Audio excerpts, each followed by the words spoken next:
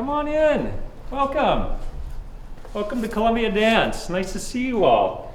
Let me just get a quick temperature here. Perfect. You're all safe. We're all socially distant. Come on back with me. Welcome. Welcome to Columbia Dance.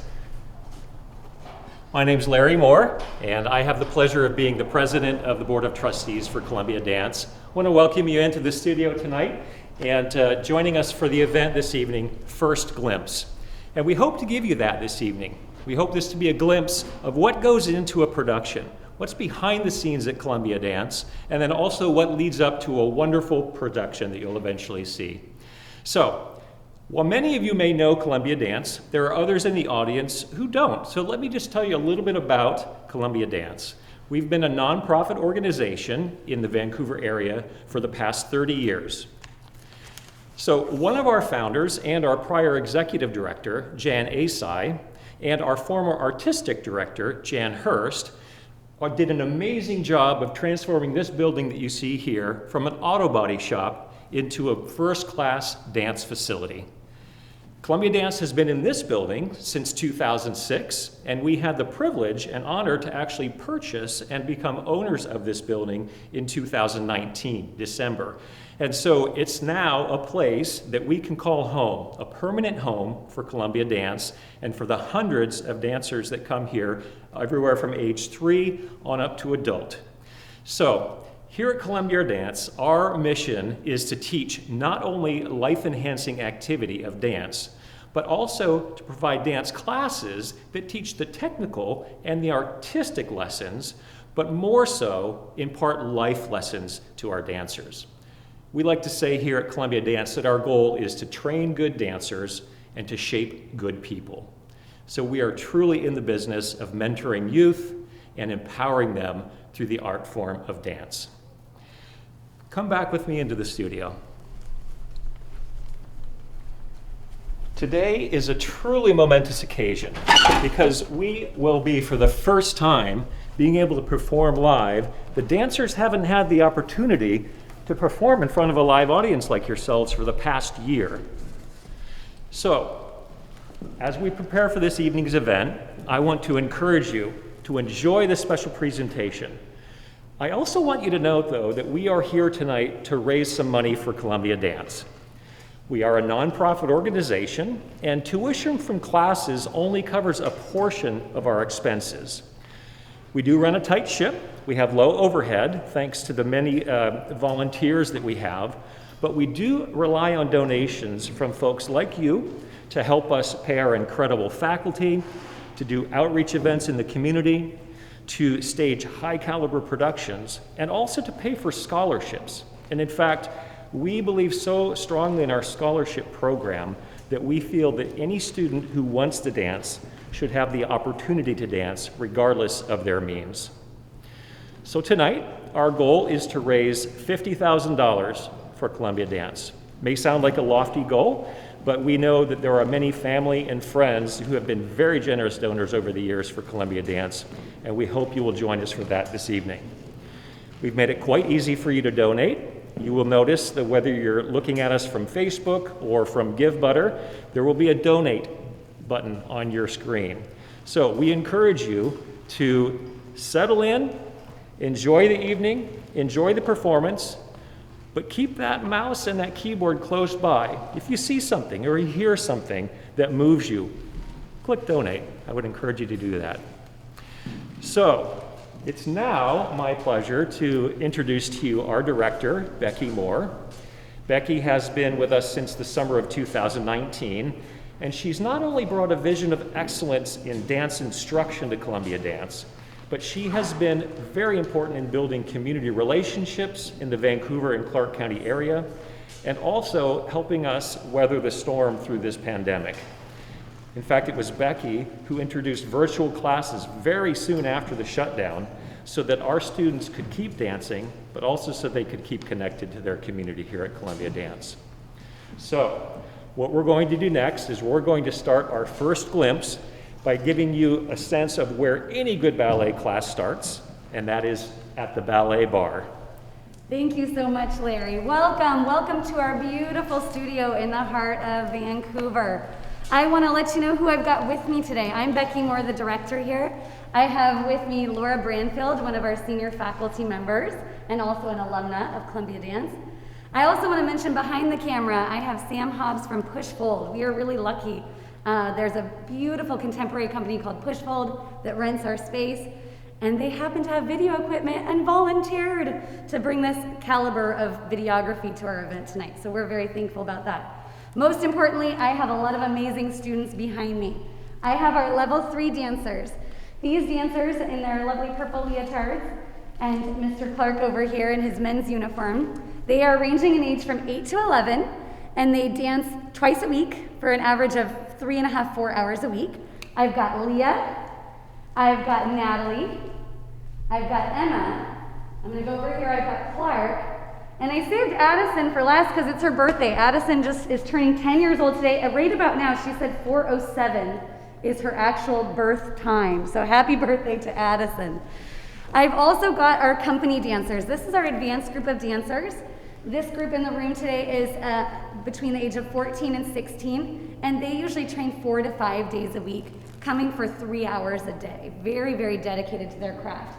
I've got Aurora, Zoe, Anna, Natalie, Jenny, Matea's in that corner over there. We've got Serena and Cicely, Allison, Olivia, Sophia, and Hannah.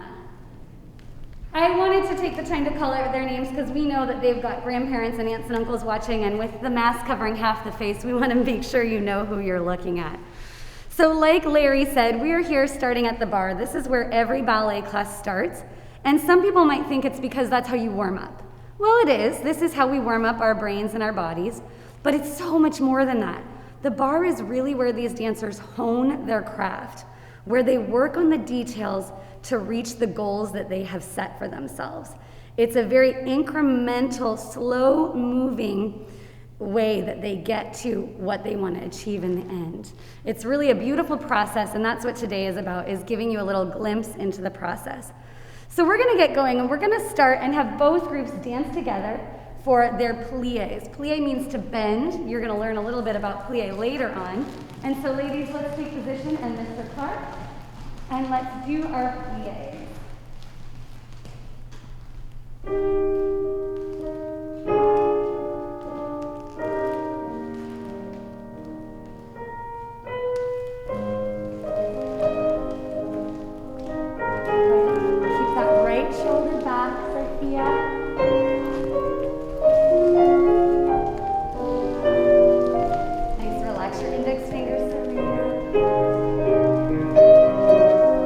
Beautiful, Mateo.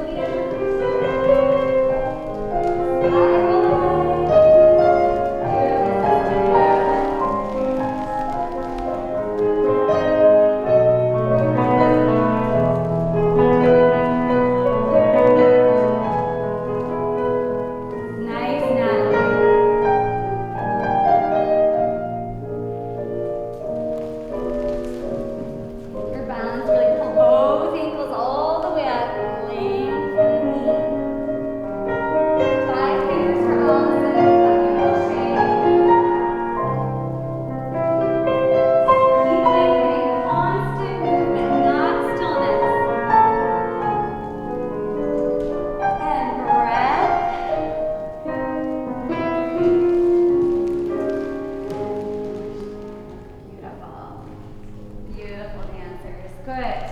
Good. We're going to make our way over to the level 3s now. One of the things we are excited to show you today is kind of the difference. The difference between a 10-year-old and a 15-year-old and what happens when they do this daily practice. This group of dancers is in their pre-point year. So the ladies in level 3 are working very hard and hoping that point shoes are in their near future. And I want to just show you one of the little tiny details, one of the many details they're working on. Point work takes full body strength and a very keen sense of your body's alignment, down to every last detail.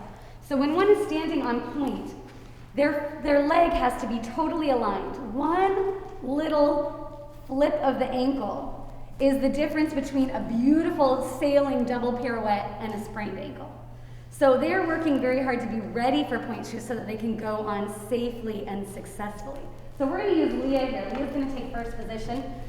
I'm going to go on the floor where I'm usually hanging out, and she's going to take a tendu front, tendu devant. All right, beautiful shape. She's got this really nice, she's got her big toenail reach down to the floor, her ankle bone forward, rotation from the hip. She's going to look straight ahead. She doesn't have to look at her feet. There we go. And what I want you to see at home is that she has worked so hard to master this. If her heel dropped just that much, that's not ready for point. That's not safe. That's not the shape that's going to work for her. So just that one minute inch from there to there makes a huge difference in dance. So it's good for us to keep in mind as we watch them dance today, all these details that are running through their minds as they move. So with that said, level 3, let's see your tendu, where you're really concentrating on this foot shape.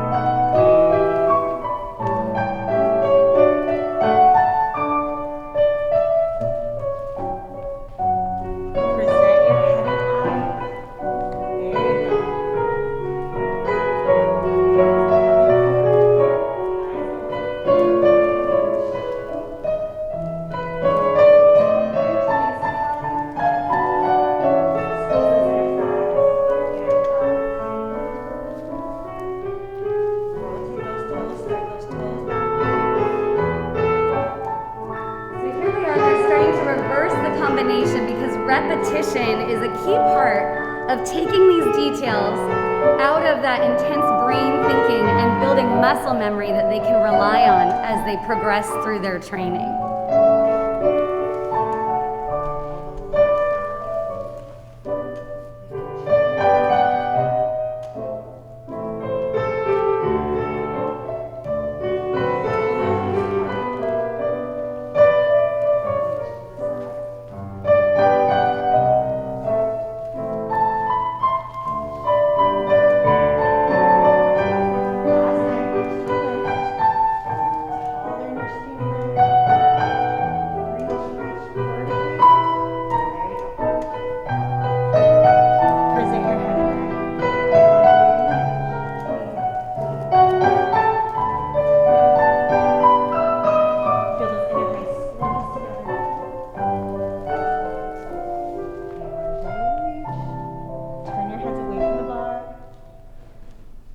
Beautiful. I hope that they're getting you to sit up a little taller at home. Their posture is just absolutely stunning, isn't it?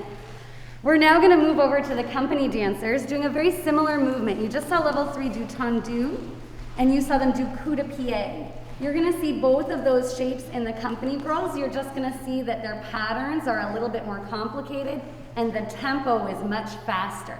So here we go. Let's do our dégagé.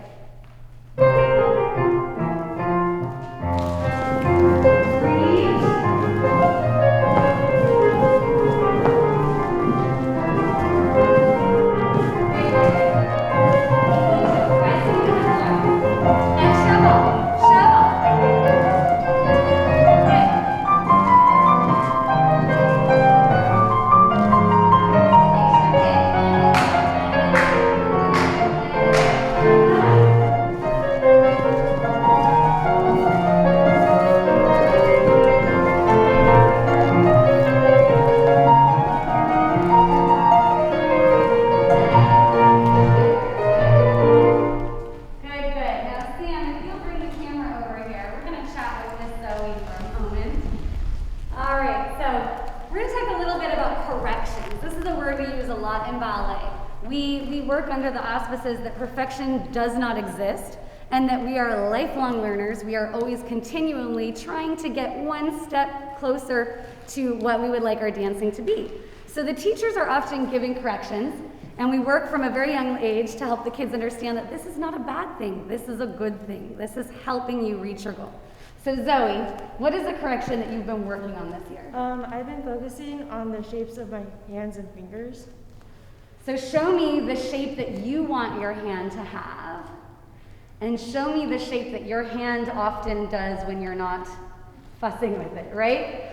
Again, very small detail, but you can see, go to your, in this shape, she looks a little tense. She looks a little droopy in the elbow. And the shape she's working on, show us that one, it's got that puff of air, that breath, that ease to it. All right, now that may seem like, oh, that's not a big deal, that's not that hard. It's really hard. Try getting your brain to talk to your body parts, right? Lucky for her, this correction is her hands, and her hands are pretty responsive. You can do thumbs up, you can do peace signs, right? You can tell your hands how to do these things. Now, what about your feet? Can you do big toe up? Can you move your toes apart like a peace sign? Can you drum your toes like you would drum your fingers? Right? These dancers are constantly working to get their brain to talk to every single body part. So you can tell Zoe's achieved that. She knows the shape she wants, and she's been able to communicate that to her hand. Now here's the tricky part. How do you do that when you're doing this combination? Do that little encloche here. So she goes and 1, 2, 3, legs are moving like the speed, and a tita ta ta tita ta ta ta ta ta ta. So you can see the legs are hi-ya, hi-ya, hi-ya, really, really sharp. How does she make her arm airy at the same time? How does she think about that one correction while she's thinking about everything else? Well, the answer there is practice, repetition, and patience, right? These kids are very, very patient, and she knows that soon that's going to be muscle memory. She's going to get to stop thinking about her pinky and start thinking about another correction. All right, so that's just a little bit about that. We're going to now go and see level 3, and they're going to do our rond de jambe combination, and I picked this one after watching them through the window a few weeks ago doing this, because you can see in this that not only are they working on the technique, but they are budding artists. You can see in their faces and their port de bras, which is their carriage of their arms, that they are true artists. So let's see these young artists in their rond de jambe.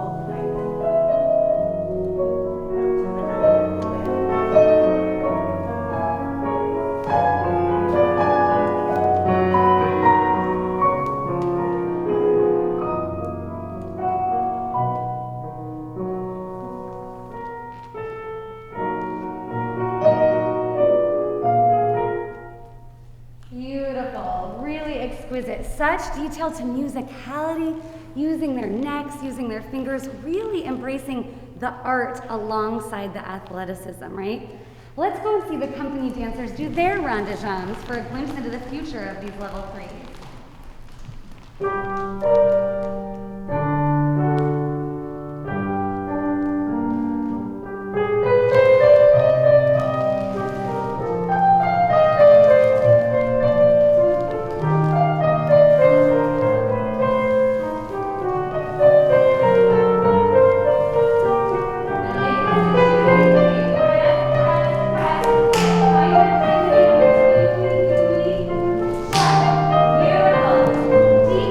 Use your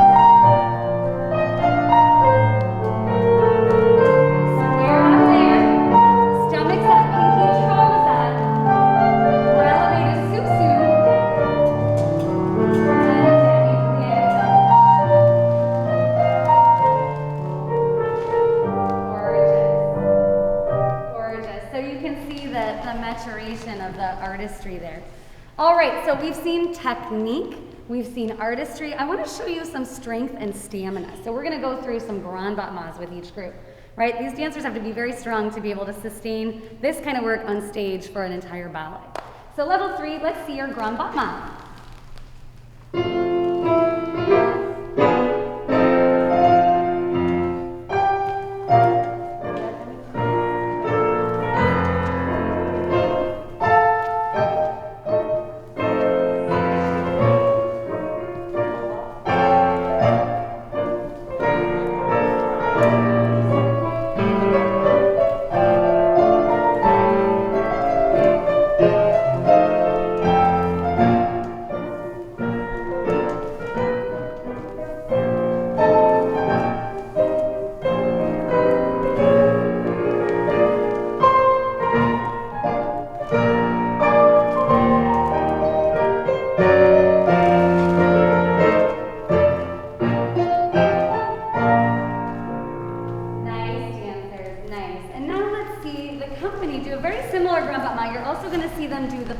Position that you saw there, but they're going to be adding a turn. They're going to be doing a pirouette with theirs. Here we go. Really push into the floor, lengthen their spine. Nice. Okay, keep your collarbones open.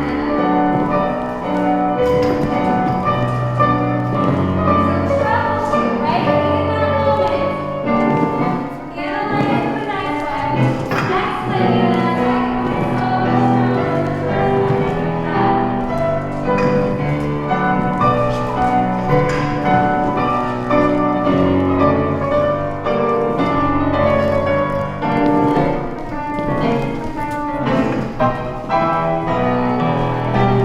next one.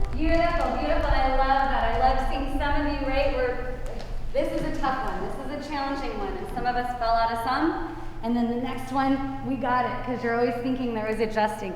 They're really very self-motivated and self-driven. You know, we here as the teachers are giving them those corrections and giving them advice, but they really hold on to it themselves and they take ownership of their work, which in the end, hopefully makes them very proud of what they've accomplished, right?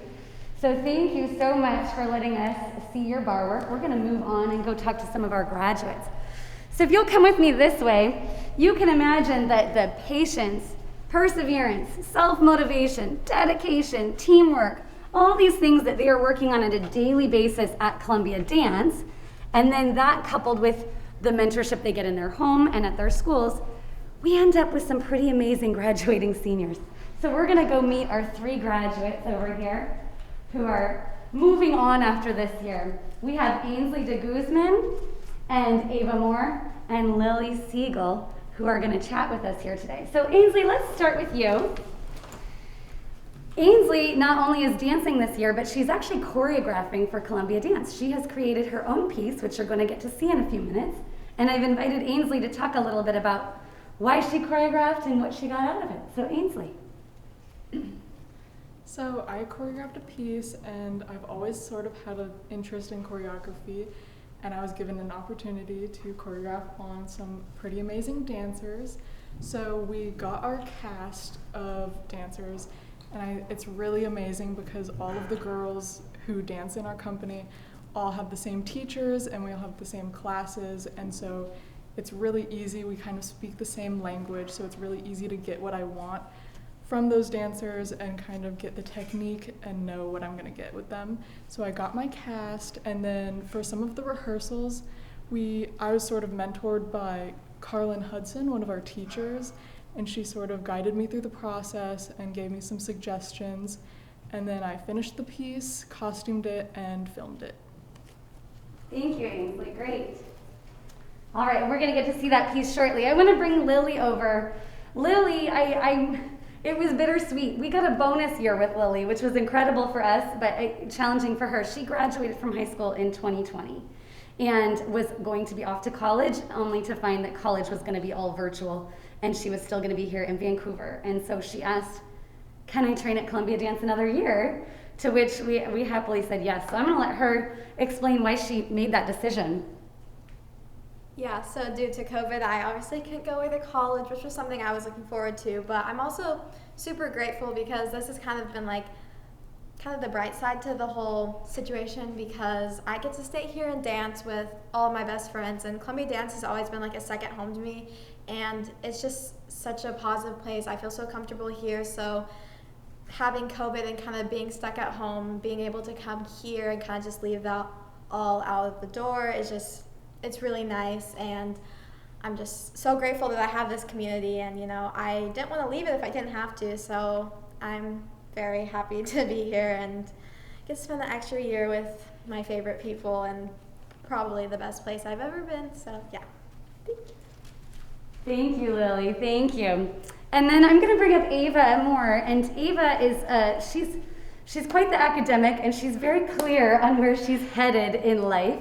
And I think it surprises some people that ballet is not in her college trajectory. And I think some people would ask, well, why did you do ballet for 15 hours a week for your whole high school career if you already really were focused on the academics that you want to pursue after? So Ava, share with us about that.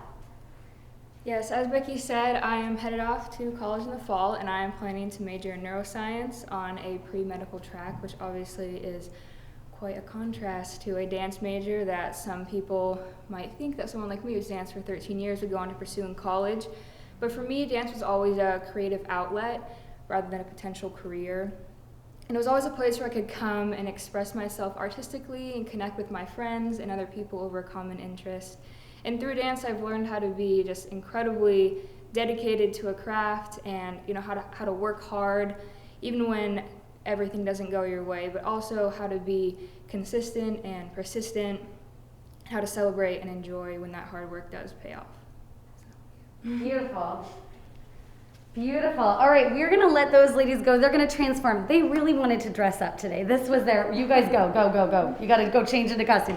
That was one of their asks. Can we wear a nice dress, right? They didn't get their proms. So they're going to go and change into costume to present Ainsley's piece to you. I'm excited to say that we have some updates on our totals here that Tanis will share with you. And I'm going to pass the mic over to Tanis Morris. She is our secretary of our board and also the development chair for Columbia Dance. Tanis, thank you. Thank you, Becky.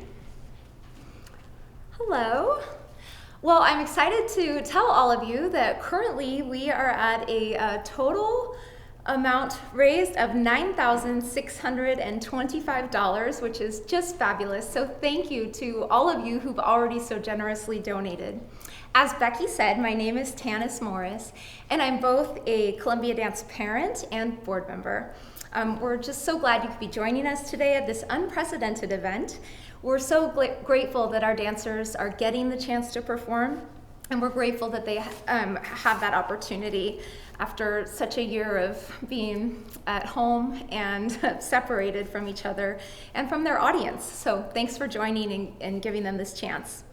As I mentioned, it's been a long year of ups and downs, but I've seen this wonderful organization come through time and again for its community. As a parent, I'm thankful for the consistency of the dance class in whatever form they took over the last 12 months. It's been a saving grace for my daughters amidst a year of losses. At Columbia Dance, we believe that excellent training is secondary to the development of the whole person. Our students have had the opportunity to witness us practicing many useful life skills this past year. They've seen their teachers stay positive in the face of uncertainty. They've watched the organization exercise the ability to change plans gracefully many, many times. And I think all of us have appreciated the process of cultivating gratitude for dance and the gift of artistic expression, especially in the face of dark times. As a parent, I'm so glad that my kids and all the students in our studio had these unexpected additions to the curriculum. These kids have learned more than they realized this year. As a board member, I couldn't be more proud to be part of such a dedicated, supportive, and vibrant organization. And none of the magic of Columbia Dance happens without you, without your belief in our work here and your generous donations. So let's talk about how you can support Columbia Dance today. And you guys have done a fantastic job of this already. First and foremost, your gifts. Your donations are a huge part of what keeps us running. Please give today. Give in any amount you can. Every single gift is appreciated. Everyone is valuable. And thank you so much for your support. I also want to let everyone know that a very generous donor has given us a $5,000 matching donation that will apply to any gift over $500 or $500 and up. So if you're able to support us at this level, we greatly appreciate it, as the value of your gift to the studio literally doubles. If you can stretch and make a donation of this size happen, please do so, and we can't thank you enough. Whoops. Okay, so next, we realize not everybody can make a one-time large donation. It doesn't fit everybody's budget. So you'll see when you go to our donor screen that the option exists for you to either give one time today or to offer Columbia Dance an ongoing support with a monthly reoccurring gift. If this works better for your budget, we're thrilled to give you this option, and please know that those small amounts add up quick. $15 a month is a $180 gift to the studio. $25 a month is $300. And if you want to give $42 a month or more, that means you're giving us $500 and up, which means that your monthly donation qualifies for that matching gift. So think about what works for your budget and see if you can support us in that way. We appreciate it. And finally, we want you to know that Columbia Dance is able to receive shares of stock as a charitable donation. So, if you are an individual who has highly appreciated shares of any stock that you'd like to give us as a tax-deductible donation and alleviate those capital gains, we would love to accept them from us. Just contact us and we'll work with you to make that happen. Thank you everyone for joining us today. We are so proud to have you as part of our community and so thankful for all the support we receive. Have a wonderful time and enjoy the rest of the program. Thank you. Thank you, Tanis. All right, we are going to now head in and see Miss Ainsley's choreography. This piece is called Push, and you'll be seeing Lily and Ava, who you met earlier, along with the lovely Kira McEwen. So we're gonna let our videographer get into place, and I'm just gonna pop this light on, see if we get any of our shadows that we were looking for. All right.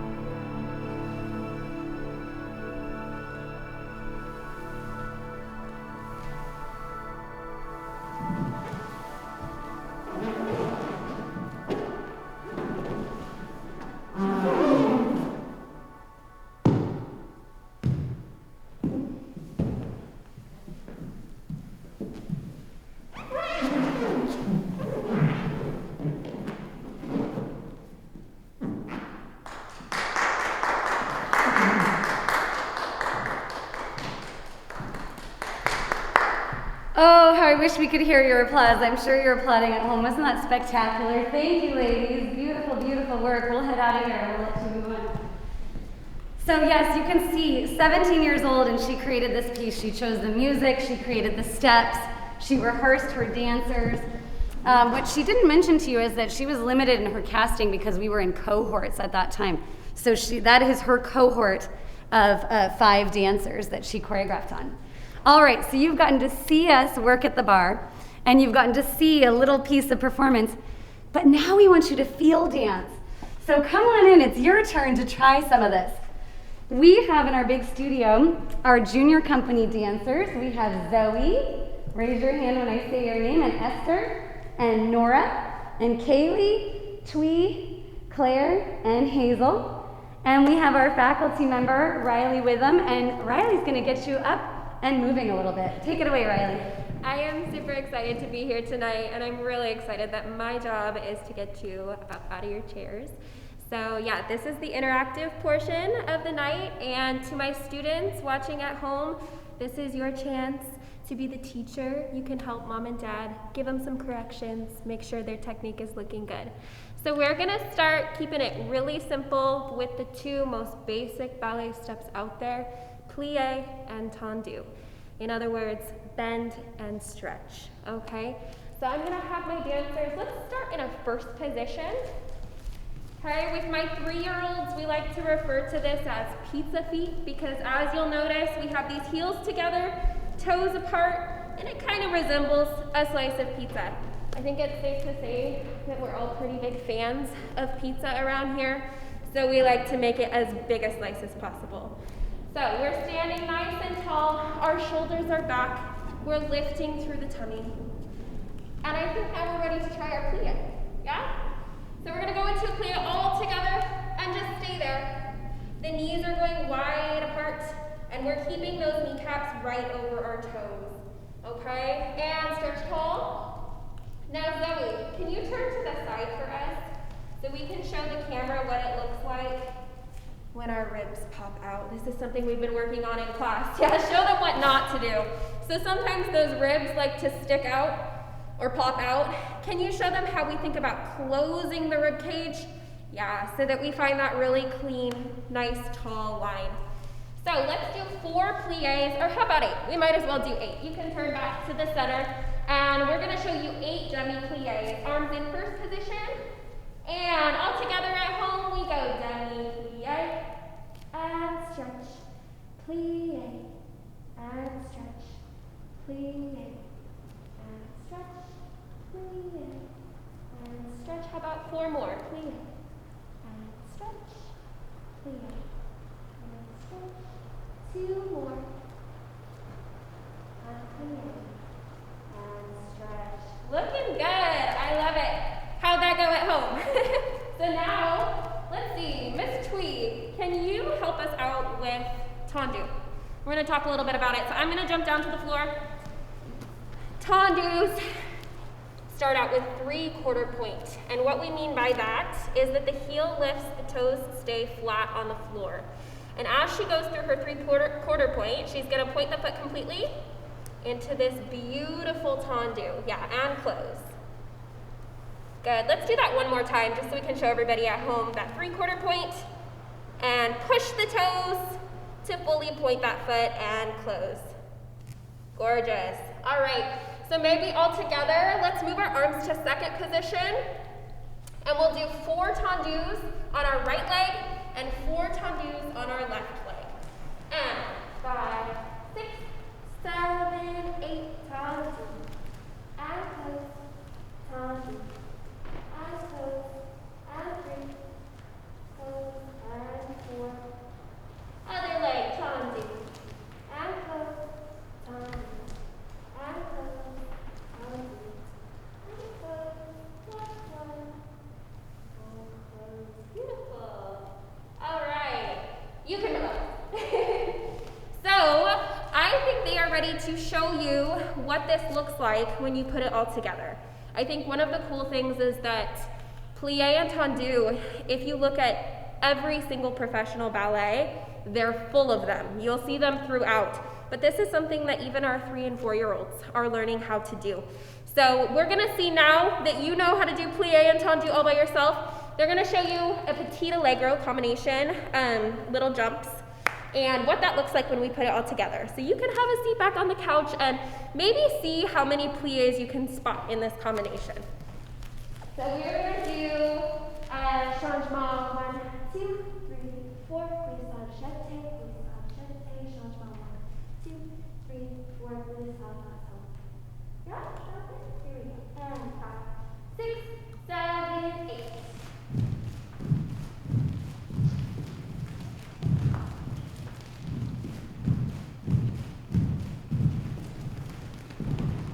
Beautiful. All right. Well, thank you so much for dancing with us. Good job, girls.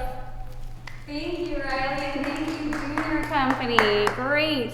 All right, so Riley, I didn't mention, she's one of our faculty. She's also an alumna. We are really lucky that a lot of our alumni really stay in our family. They donate, they volunteer. We actually have 2 alumni, Stephen Goforth and Rebecca Vidalis, who volunteer their time to serve as mentors to our student choreographers. And beyond that, the alumni parents stay in the fold. So I'm going to introduce you to Barbara Chen, who is a parent of one of our alumni and our board treasurer. Hi, I'm Barbara Chen, as she said. I've been a Columbia Dance donor and volunteer since 2005. I brought my daughter Tia to dance at Columbia Dance because I knew Jan Asai, the founder, and also because I really like the philosophy of training good dancers, shaping good people that permeates this organization. I like that you don't need a perfect dancer's body to dance here, and that competition is not the focus. I wanted my daughter to dance for the joy of it. At the beginning of Tia's 6 years of dance education at Columbia Dance, I honestly thought that dancing was just a good way to get physically fit. But as I spent more time here, I realized that there's much, much more to a dance education than just what goes on with your body. These dancers can clearly see the positive results that come from listening to their instructor and working hard. They learn very important life skills that serve them well in college and professionally. I watched middle schoolers grow from self-conscious and shy middle schoolers to poised and self-confident teenagers. I watched boys who seemed to just want to, see how high they could jump, persevere, and become graceful young men who leap effortlessly across the stage, many of whom became professional dancers. The caliber of instruction at Columbia Dance is such that our dancers can go on and dance professionally, but that's not the goal. We want to grow good people too. Our students have gone on to become lawyers, engineers, chemists, physical therapists, CPAs, you name it. I love the stories of the students whose life trajectory was changed because of the time they spent at Columbia Dance. And I also just kind of love being in this space. While Tia danced here, I volunteered to help sew costumes. And I have many fond memories of sitting upstairs in the sewing room space up there with other moms and grandmas and aunts, sewing and chatting while beautiful music wafted up from the big studio where the students were rehearsing. After Tia graduated, I shifted my volunteer activities with Columbia Dance to serving on the board. I'm proud to say I was involved with us purchasing this building and also with hiring Becky as our new artistic director when the director of 20 years retired. I get to ask other people in the community to support this wonderful organization that strongly believes any child who wants to dance should be able to do so regardless of their parents' ability to pay. And as the board treasurer, I know that the tuition that our students pay does not cover the cost of providing that education, and hence the need for support from our community. I simply love and I find it an honor to be involved with this organization, and it's also kind of a fun connection still with my daughter. Her Christmas present for me this year was a generous gift to Columbia Dance in my name, which was very, very special. If you've already given, thank you so much, as many of you have already given, it's wonderful. And if you haven't, please consider doing so and joining us in financially supporting Columbia Dance and cheering these dancers on, letting them know that you support them. Thank you. Thank you, Barbara. Wonderful, wonderful. So Barb mentioned sewing costumes, right? Performance is a big part of what we do here, and we've missed it a lot this year. You're not seeing kids in costumes tonight because we haven't been on stage in a year. But what I want to share with you is that even though we've been on a pause from performances, we are very much still looking forward to the future. In fact, we've pivoted our spring performance to happen outdoors. We'll be outside at a vineyard in Brush Prairie with a covered patio and a rented stage, and with any luck, we will have an audience and maybe even unmasked performers. Our performance is June 12th and 13th, and we're hopeful that things go well before we get to those dates, and we're hopeful that you'll join us. The other way we're really moving forward, oh, I'm by myself, I get to take my mask off. The other way we're really moving forward is with a brand new nutcracker. We have designed a new nutcracker for our community. It's just as much for our community as it is for our dancers. It will have the traditional beautiful Tchaikovsky score, but it's going to be historically inspired by Fort Vancouver in the 1840s. And in order to tell you a little bit more about Fort Vancouver in the 1840s, I'm going to introduce you to Pat Gelada. Pat is a first citizen of Clark County, and she has written many books on the history of Vancouver. All right, take it away, Pat. Hello, what a delight to be here at the Columbia Dance Studio, and what a delight to have the Nutcracker set in Fort Vancouver. Here on the north bank of the Columbia River came the Hudson's Bay Company from England to set up a fort, to set up a new place, a new around for everyone here on the banks of the river. And from everywhere in the world they came. They came from Samoa, they came from Hawaii, they came from Canada. Freed slaves from the south, or escaped slaves, came to this vast wilderness to come here to work in the fort, to be in the fort. And they got along, they all got along. The Hawaiians met the Chinook met the Iroquois, the Samoans met the French Canadians, and all together they developed even a new language, Chinook Wawa, which they talked to each other. They formed relationships. To this day, if you go to Hawaii, there are powwows where Native Americans from Canada and the Pacific Northwest who were descended from those Hawaiians go back to a powwow on the shores of Kauai, where George Vancouver first set foot in the Hawaiian Islands on Kauai. All of those histories came together here. All of those stories came together here.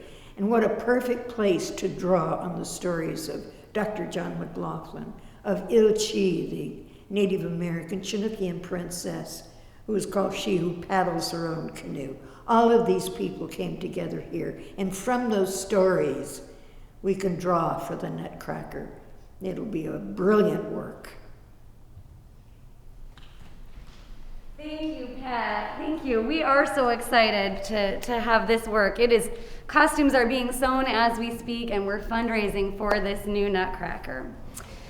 So that's a little glimpse into the future, a spring performance and a Nutcracker. But let's take a little glimpse into the past, because this really has been quite a year. We've managed to maintain our vision for the future, but we've also worked hard to sustain our present day.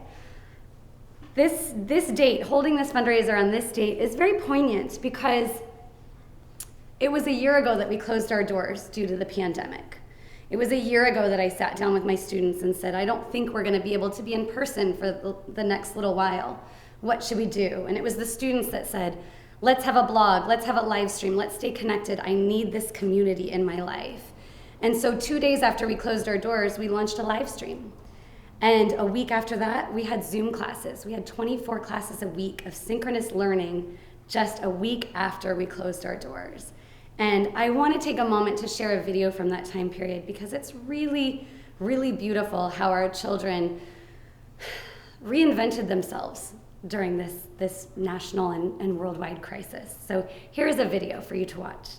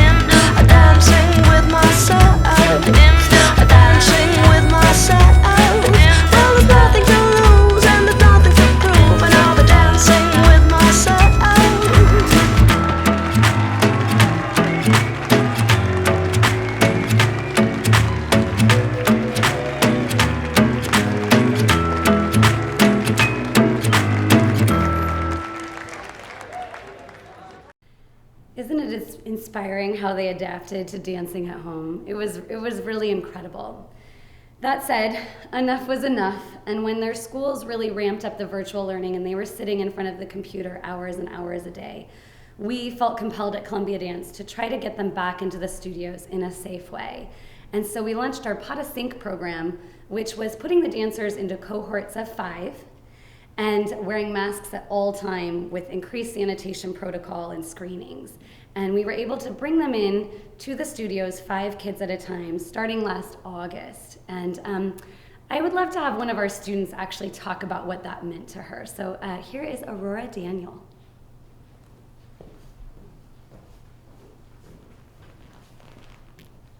Hello everyone at home, I hope you are enjoying the program so far.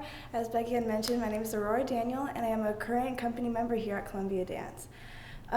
When I was doing virtual schooling and we spent a lot of time online and the craziness of COVID, it really took a toll on me.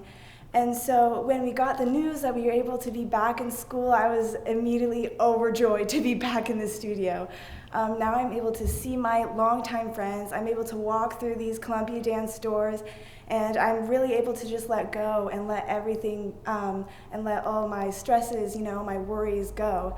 And Columbia Dance community has done a phenomenal job at allowing us all to connect and dance with each other while also safely following the COVID precautions that we need to keep us safe. But yeah, it's been a truly amazing experience to be back in the studio during this crazy time. Thank you, Aurora. Let's let you go get ready. You're going to see Aurora dance here. We're going to head back to the big studio. She's going to take the shortcut so she can beat us there. And we've got our grand finale of the evening. We are going to show you a little excerpt. It's not full performance mode. We're not costuming it. You're going to have to come back in June to see it in costume. This is the first part of a 3-part ballet called Ladies Be Good. It happens to be my choreography, and it's music by the amazing Artie Shaw. And here we are. Take it away, ladies.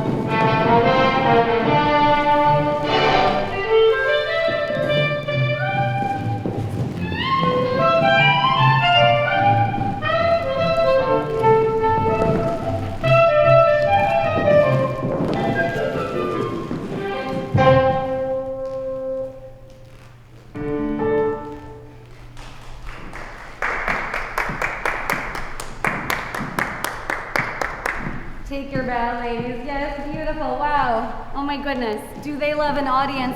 That's the best they've ever done it. The energy just came up a notch and you guys aren't even in the room. Wow. These guys actually, well, until recently, they were rehearsing as 2 separate groups of 5 and just recently got to come together. And then to have your energy, even though you're not here, it really did make a difference. Don't you think that was the best you've done it? Oh, that was incredible. I just want to say to all of you at home, thank you so much for tuning in. It's been hard for them to go 15 months without getting on a stage. These dancers, they love to share their passion. They love to feel the energy of the audience and feed off of it. And it's been hard to motivate sometimes when you don't have that performance looming. So the fact that you all showed up tonight to be their first audience in 15 months is absolutely incredible, and we can't wait to get you back in person. I do want to ask you to let us know that you were here. We want to know just how many of you tuned in, and the way we'll know is if you donate. Find a way that works for you. Small is fine, large is also fine, recurring is lovely. Share a name and why you donated, or donate anonymously. But let these dancers know that you were here today and that you miss them just as much as they miss you, because I can tell you, they really miss you. They miss having a live audience, and they miss sharing their passion with the community. And we can't wait until this piece gets to be on stage in costume with your energy right there, with your applause right there, and hopefully with their smiling faces available to see. So thank you again for tuning in tonight, and please continue to support us in any way you can, even if that's just showing up and being in the audience. That is important. From all of us here at Columbia Dance, thank you, have a wonderful evening, and we hope to see you in person soon.